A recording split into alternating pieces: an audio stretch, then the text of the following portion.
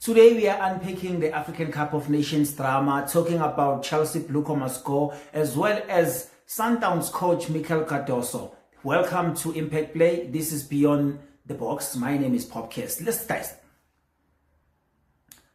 Today we are talking about the African Cup of Nations drama, talking about the Blue Co, as well as Mamelodi Sundowns coach, talking about some of the things in the league. This is Beyond the Box here on Impact Play. My name is Popcast and welcome to the show. So let's start with this African Cup of Nations drama. And I know some of us were angry at Jimmy Carragher when Jimmy Carragher said African Cup of Nations is not a serious tournament.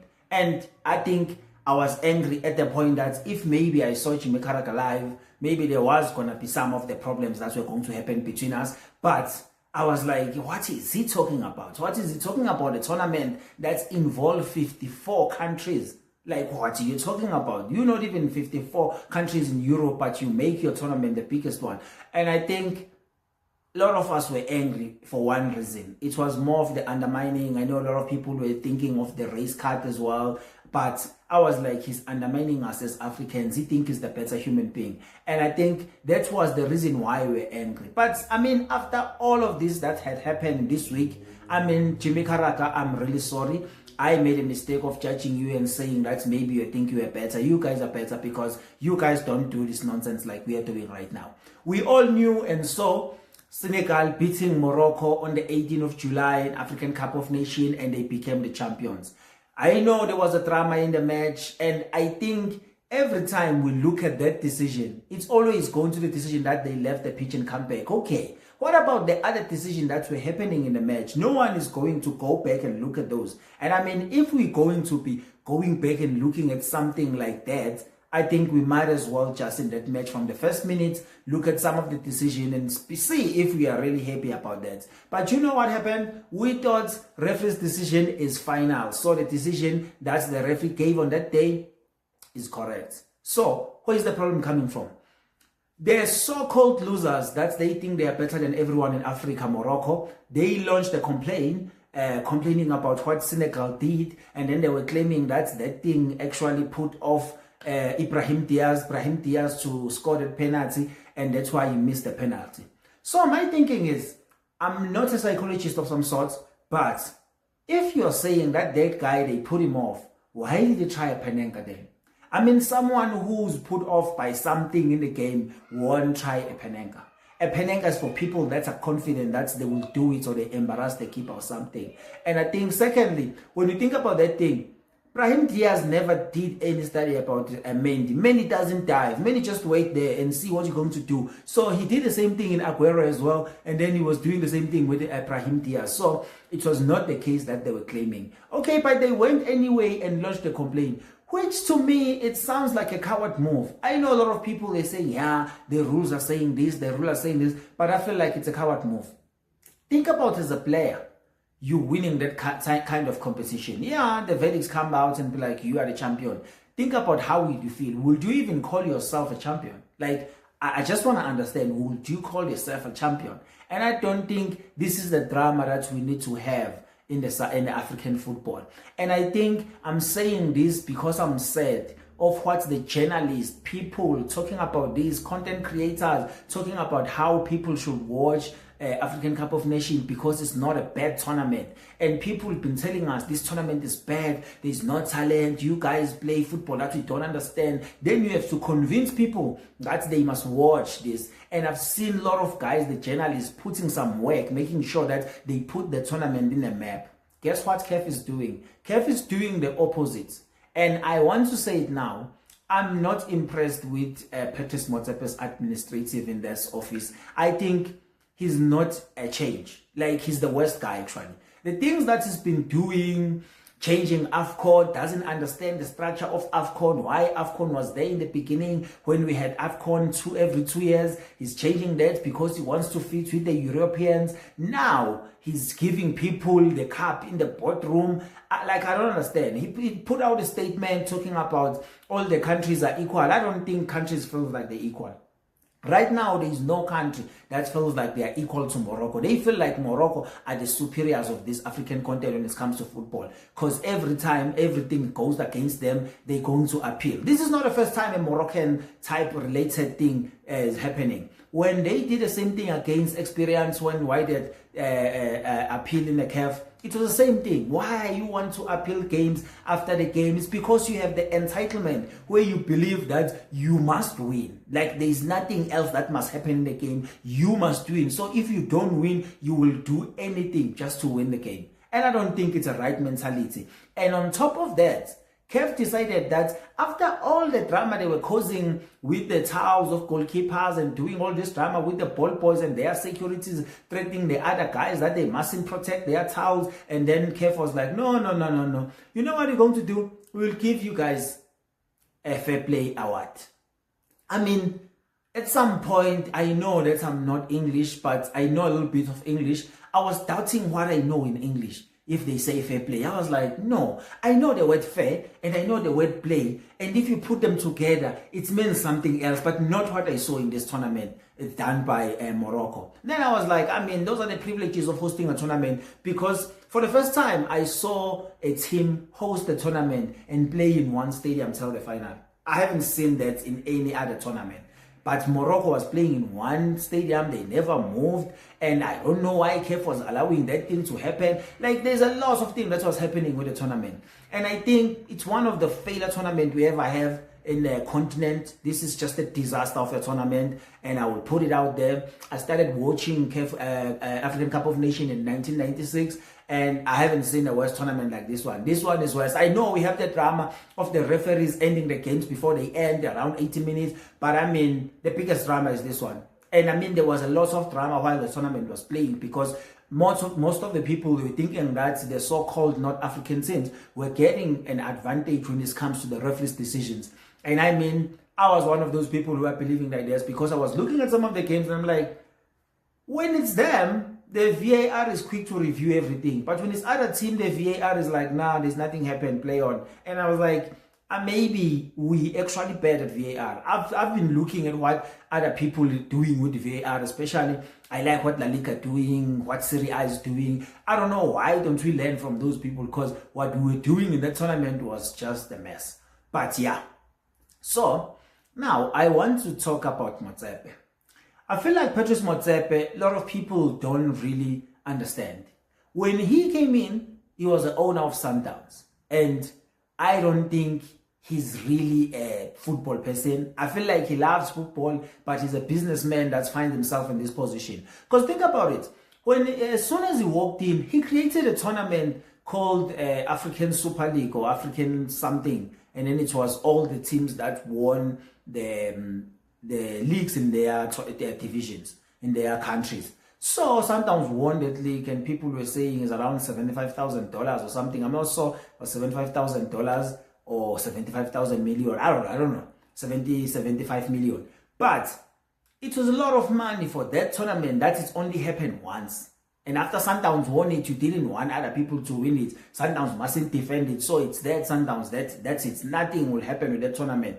And then secondly, he went on and say, no, Europe guys, don't worry. Now we will do everything as you do it. We're not going to do our own thing as the African people. We're not going to do our own thing and be creative. We'll learn from you what exactly we need to do for our football, which is a totally wrong thing. Like, CAF should be looking at what we need to do to develop the football in this country, not what to do to please other continents about our football. Like, why are we trying to please other people which are doing their own thing? They don't even care what we're doing on our side. The only thing they care about is that around January, we take our superstars that need to come and play in the African Cup of Nations, and then they are not happy about that. So they are coming with solutions that benefits them. Do we benefit? I'm not sure. Not sure if we benefit. And then, this is now. And then he comes out and say all the countries are equal. And I'm like, I don't think everybody's feeling like they're equal. They're feeling like, what happened? Why would you give a trophy in a boardroom? And I think every time I'm thinking about this, ever since it's been happening, it's one of those things that I know a lot of people have been talking about the consequences of things. When you do something, you must suffer the consequence when something happen and all of those things. And I get it. Everybody knew that's leaving the pitch without the referee saying so. It's bad. I think the referee was supposed to come back and give everybody a yellow card for doing that. Or if the referee, when they went out and then he felt like this is what they're doing, boycotting the match, he was supposed to sanction the match there and give the win to Morocco. We were not going to complain. We were like, okay, it makes sense. They left the pitch, so it makes sense. Give it to Morocco. But now, the referee waited for them. And when they came back, the referee gave the penalty back, which they were complaining for the penalty. But they came back and then like, okay, here's your penalty, take your penalty. And Brahim Diaz missed it, and then they went on to score the goal and won the African Cup of Nations. They are the champions. Now, we're hearing from the statement that there is a new champion. Like, how would you feel that you are a champion, that people now, they must learn on club statement, on CAF statement that you are a champion? I feel like it's so embarrassing in the African football. It's so embarrassing on Moroccan themselves. The Moroccans themselves, if I was them, I was going to be embarrassed with this decision. This is not good for football, and I don't know why they will even go all the way to appeal. I know they are entitled that they're supposed to win. This is not how it's working life. I know you're entitled to do things, but this is not how things work in life. So I think this is just one of those drama things that were happening, and yeah, a lot of people are not happy about it. And the one thing that I will say about this matter for the last time is Motsepe is not the right guy for our African football development. If you really want to develop this football, I don't think he's the right guy at this moment. The decision that are keep on happening around his administrative, I think they are not good enough for us as Africans. And I know there've been complaints before, especially with the SADC guys, that the North African teams, they're always getting advantage when it comes to CAF Champions League. But I think there's nothing changed if it's going to come and just give those people, just because they were hosting the tournament, now they must get it in the boardroom. So why are we playing then? Why are we even going to the pitch if we are going to give people the trophies in the boardroom? Because there are lots of mistakes. Everybody that watches football, that's played football, that is around the football industry, understand that people make mistakes in the field and things happen in the field. And if we can all appeal, all the teams can be like appealing what happened in the game, we wouldn't have games. We wouldn't have games. And I don't understand where did Motsepe miss all this thing. Still sticking with CAF, I want to come back and talk about the Sundowns coach, Mikel Cardoso. I think Mikel Cardoso is disrespecting PSL. I think he thinks he's better than PSL, and he's not better than PSL. And one thing that embarrasses me about him is he's from Europe. He understands how things work. In Europe, they prioritize, most of the countries, especially England, I know, they prioritize the league. They don't prioritize Champions League. That's why they don't care if you are playing on Tuesday and you're playing on Saturday. They don't care because they set up their game in the beginning of the season. They know this day you are playing this. People that are playing Champions League, they need to find a way around that. And I get it. But in PSL, there is a way where PSL is giving a leeway to the guys that are playing in the Champions League that you need to travel and play this game. So obviously you will have game in hands when you come back. But Mikel Cardoso wants 2 weeks off, just wants to sit and play. And a lot of people are coming back and be like, this is cause trying to make Pirates win. I don't think it's got nothing to do with that. I feel like he's disrespecting PSL because he thinks he's better than the PSL. There is no way that everyone will be, Sundowns is a good team, they must play every... No one will do that. And Sundowns, we remember correctly, the reason why they say they were signing all these players is because they say they play Champions League, so they need more squad to balance the games. So where is the squad now? Like, where is the squad now? Because you use the squad that you were posting to us, that you have a lot of squad because you are playing lots of games. So now this is the time for you to use the squad and prove to us that you are ready for this thing. Now you are crying, telling us that this is bad. You always play every 2 games. Orlando Pirates this season, they played 4 games that include 2 games of a preliminary round for Champions League, and they never complain. They never say, oh guys, we are playing every 2 days. No, they never complain. They knew that they were getting 2 days in between matches, and then they need to find a way to make their thing work. To a point that they even went to DRC and lost to Lupopo. And Lupopo came back, everyone was celebrating. I've never heard anyone saying, oh my God, Pirates have been playing all these games, that's why they are out. No, that nothing happened, because PSL is doing their own thing. If you are playing in the CAF Confederations Cup, it's a different tournament. You need to deal with whatever. But the good thing is in South Africa, they make sure that they take care of these clubs that are playing in the Champions League by making sure that they give them the time to reschedule their game and come back and have game in hand. They're not going to give you 5-6 game in hands. It's going to be bad for the league. Some people need to play their games, because remember, there's only 2 teams in our league per season that can play Champions League. Only 2. What about the other teams? What must happen to them while we're busy waiting for you to finish with Champions League? I don't think it's fair. The other 14 teams also want to play. They also want to come on Saturday and play. Now, because you were busy with Champions League, they must now be on your mercy because you were playing something big. I don't think so. I think PSL is big enough, and this must be respected with their rules. And I know PSL knows that teams goes and play the African Confederation and the African Champions League, but they're not going to give you all your games must be games in hand. So I think Cardoso needs to respect our league. That's the only thing that he needs to do. He needs to coach his team and respect our league. He can't come out there and disrespect our league. This is our league. We've been here and he found us here doing these things this way. It's not like this is a new thing. If you've been supporting South African football, you will know that a team that is playing Champions League will have game in hands. I don't know how many game in hands he wants and all of that thing. So I felt like it was just a disrespect to our country. So here on Beyond the Box, I'll talk about this thing. And then my last thing today, I want to talk about the Blue Coat Chelsea. I feel like the Blue Coat Chelsea is a problem. We can go all the way trying to change the coaches and all of that thing. Blue Coat is the problem. Blue Coat need to change their strategy, and I know it's a strategy they thought about it that is going to work for them, and I know most of it was based on what they've done with the Dodgers in the baseball. I don't think this is the same thing. I don't think it's going to work like it was working in the baseball, because in the baseball it's working, they are winning trophies, but I don't think it's going to work now. I think football, at some point, you need to revisit what you were strategizing about and then think if it's something that is still working according to your plan or it's something differently. And right now, I understand what they were trying to do, but this thing is not working. This is not working. So a lot of people have been saying Blue go out, and I'm one of those people, and I'm like, they can go, man. I miss Pramovic. I miss Pramovic a lot. Pramovic was our guy that was there making sure that we are winning. The standard's very high at Chelsea. We need to win. We are a winning team. And ever since I started supporting Chelsea, I don't know the struggling Chelsea because I'm not old. So I only know the winning Chelsea. These are the times where I'm experiencing the struggling Chelsea. And it's something new to me. I don't know how to feel about this thing. But the only feeling that's coming to me is like, if there is a chance for Blue Coat to leave, I think they can leave.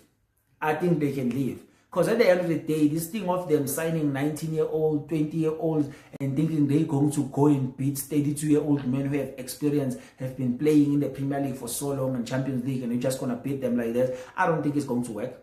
I don't think it's something that will end up working. I think right now, it's a thing of everyone is hoping, and it's been so many years when we say we are building. And I think sometimes when you are building something, you need to just relax and understand that you can't build forever. You really can't build forever. They came in because Chelsea is a winning team. Now they have 2 trophies, but you can't build forever. At some point, we need to see you do something. For this time, especially this season. This season, we're supposed to be out there fighting for the league. Let's say we are not going to win it, but we need to fight for it. Just fight. Right now, we're going to be fighting for the top 4 position.